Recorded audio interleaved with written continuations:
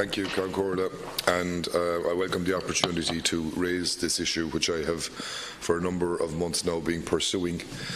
I think it's very topical at the moment, given the issues around vacant properties, particularly around Dublin, and whereas I would in no way agree with the tactics of occupying properties illegally, it does serve to highlight a very important issue, that there are thousands of vacant properties out there, and to date no scheme that we have tried has worked. And I've often heard the Minister of the day, either Housing or Health, say that you can have your own opinion but you can't have your own facts, and that is true. But I will give you some facts, Minister. In the last census there was 245,000 vacant properties in Ireland.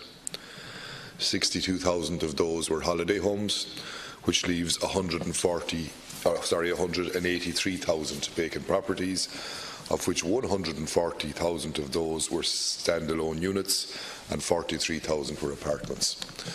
So there is a huge opportunity for this government to deal with the housing and homeless crisis by utilising the stock that's already there. One element of that stock is houses that are vacated by people who are in nursing homes under the Fair Deal scheme. And in figures that I obtained from the HSE, there are 14,000 such properties in the country today. Of those 14,000, as few as 600 are being re-let out. So, Minister, what I'm calling on is the government to come up with an incentive to get the owners or the family of the people who own the houses, give them an incentive to get those properties in use quickly. If you set yourself even a minimum target of 10%, you'd be talking of 1,300 houses that would be in circulation within a 6 to 12 month period. Now that surely is an incentive for the government to go after, to try and deal with the 10,000 people. And we talk about, incentives, and when people are long-term unemployed, we offer employers incentives to taking them off the long-term register. We give them, if you keep them on for over 2 years, you get 10 grand a year, and if the person can maintain some of their benefits while they're getting back into full employment, and I welcome that. It's a very good initiative. So I would again look and ask that if we take people off the housing and homeless list, an incentive would be given to the homeowner to do that. It does work, but to date, every initiative tried by the government, such as your repair and lease and your buy and renew and your B&R scheme, they just haven't worked. I heard Minister English on the radio last Monday morning with Father Peter McVerry trying to justify the repair and lease scheme. Less than 100 properties have been taken up on it. And I'm not blaming the Minister, it just is something that you think when it's put out there will be attractive, but it isn't, and when it isn't, accept it and then move on to something new. So, Minister, I'd be very interested to hear the reply, because I think it is really something that is out there waiting for a little bit of initiative and a little bit of forward thinking to get useful, viable homes back into use and make a valuable contribution towards our housing and homeless crisis. Thank you. Sir. And I'm taking this on behalf of Minister Daly, and he apologises for not being here. The Nursing Home Support Scheme, I want to thank the Deputy for raising this matter as well. The Nursing Home Support Scheme, also known as Fair Deal, is a statutory scheme providing financial assistance for affordable and accessible long-term residential care for the applicants who satisfy the care needs assessment. The financial assessment scheme is means tested. Participants of the scheme contribute up to 80% of their income and up to 7.5% of the value of their asset towards the cost of care, and the state pays the balance. Under the NHSS, rental income is considered income from the purpose of financial assessment and is assessed at 80% less an allowable deduction. Allowable deductions include income tax, and therefore any income tax arising from rental income should be deducted, and other deductions including some health expenses, levies required by the law to be paid, and the interest on some loans in respect of a person's principal private residency. Action 17 of the strategy of the rental sector commits the Department of Housing and Planning and Local Government to examine the treatment under the Nursing Home Support Scheme financial assessment of incomes from retail rental of a person's principal private residence where they move into a long-term residential care. The Department of Health has received legal advice that the changes to the treatment of rental income in the scheme would require changes in the primary legislation, possibly change to the scheme as are being explored at present. However, significant further analysis and development of the opinions, including legal analysis and costing, is required before a decision can be made to bring forward any proposed changes to the NHSS.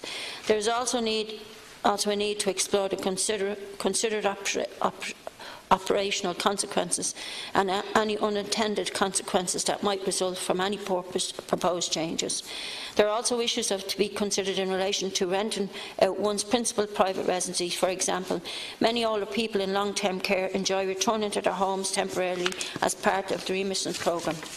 They may also have all their personal belongings stored in their home, and bringing them home to market could possibly see the sale of or disregarding of their possessions. Many vacant homes would need significant improvements to be made to bring them into rental market standard, and would therefore require significant investment. Also, a change of the treatment of rental income could introduce inequalities in the scheme, and as a pension income contribution will remain at 80%. We should also consider whether someone requiring long-term residential care would be in a position to take on the managing and considerable financial and legal responsibilities come when being a landlord. Officials in the Department of Health are working with the Department of Housing, Planning and Local Government officials in examining a number of possible options. Minister Dáil is not in a position, however, to provide details of these, as discussions are ongoing and many potential proposals are now being finalised. Thank you for taking the question, Minister. And again, I'm quite disappointed with the tenure of the answer. It seems to me that the Department are looking for more reasons not to introduce a scheme than they are to introduce one. And even if they are, there's no timeline or no delivery date on when such a proposal would come into use and would begin to have an effect. And, you know, you can always, everything that you mentioned there, of course there are issues. Of course there's issues around those. But there's 14,000 houses out there waiting for some initiative. And if you even set a target, as I said in my previous contribution, of 10%, you would be achieving a very valuable contribution to the housing and homeless crisis.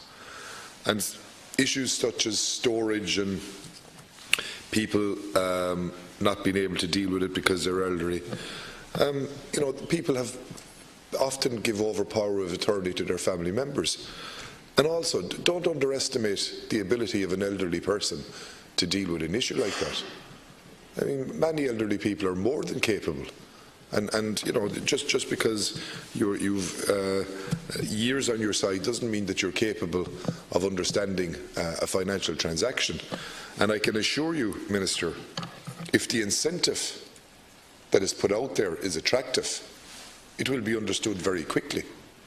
So I would ask you to go back to Minister Daly, and indeed include Minister Harrison and in the conversation as well, not Minister Harris, Minister English in the conversation as well, and asked them to aggressively look at the proposal that I've made, and instead of finding reasons not to do it, come up with reasons why they should do it, and bring in solutions around that. Thank you, Minister. I can tell you, Deputy Brassil, I don't underestimate any older person. Having my mother lived for a long life at 89, and she was well capable of making decisions herself, so I don't underestimate that. I think I said in reply very clearly that local government officials and housing and health are examining a number of possible options that may be introduced into the future. And the Minister, however, unfortunately is not in a position to, I suppose, give me those briefings at the present. But just to conclude, Minister Daly is mindful of the challenges of housing supply facing the government today, and how all departments must work together to tackle the issues. In this regard, it is important that the Department of Health, Department of Housing and Planning and local government continue to work together. Minister Daly would like to assure older people that it is a matter of personal choice for any individual as to whether or not they wish to rent or sell their home when they are taking up residency in a nursing home, and will continue to work to achieve sometimes the impossible things that we can't do in government, but will continue to work to achieve some of the measures that you've already spoken about. And I know Minister Daly is very conscious of the fact that there are a lot of dwellings out there owned by older people who unfortunately may not have family members. I might be in a nursing home and may not have family members to even participate in a process to rent out property. But I will pass on all your concerns and the issues that you've raised, and have taken note of them. Thanks.